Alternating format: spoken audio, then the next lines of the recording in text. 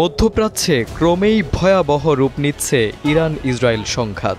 যুদ্ধ এখন আর শুধু ইরান ও ইসরায়েলের মধ্যে সীমাবদ্ধ নেই, বরং এর বিস্তার ঘটেছে গোটা অঞ্চল জুড়ে। ইয়েমেন, গাজা ও ইরান এই তিনটি দিক থেকেই ইসরায়েলের উপর একযোগে হামলা চালানো হচ্ছে।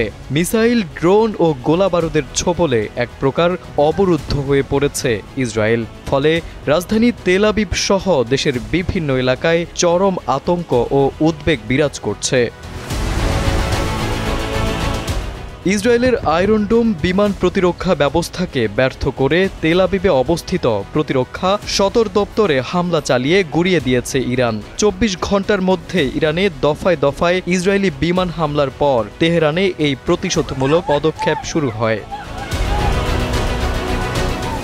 ইসরায়েলের সর্বাধুনিক আকাশ প্রতিরক্ষা ব্যবস্থার নাম আয়রন ডোম। মূলত এটা এমন এক ধরনের ক্ষেপণাস্ত্র ব্যবস্থা যা লক্ষ্যবস্তুতে আঘাত হানার আগেই শত্রুর ক্ষেপণাস্ত্রকে আকাশেই ধ্বংস করতে সক্ষম।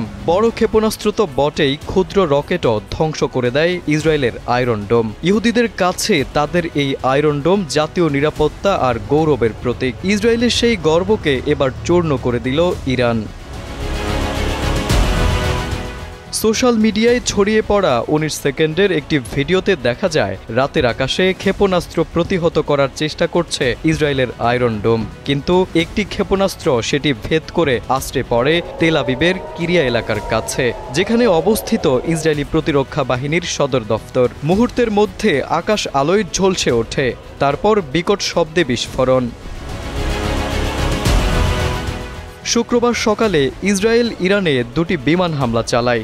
লক্ষ্য ছিল ইরানের পরমাণু স্থাপনা ও সামরিক ঘাঁটি। দিনভর ইরানে ২০০টিরও বেশি লক্ষ্যবস্তুতে হামলা চালায় তারা। এরপর পাল্টা জবাবেই শুক্রবার রাতভর ইরান ক্ষেপণাস্ত্র নিক্ষেপ করে ইসরায়েলের বিভিন্ন শহরের দিকে। তেল আবিব ও জেরুজালেমের আকাশে সাইরেন বেজে ওঠে, লোকজন দৌড়ে যায় আশ্রয় কেন্দ্রের দিকে।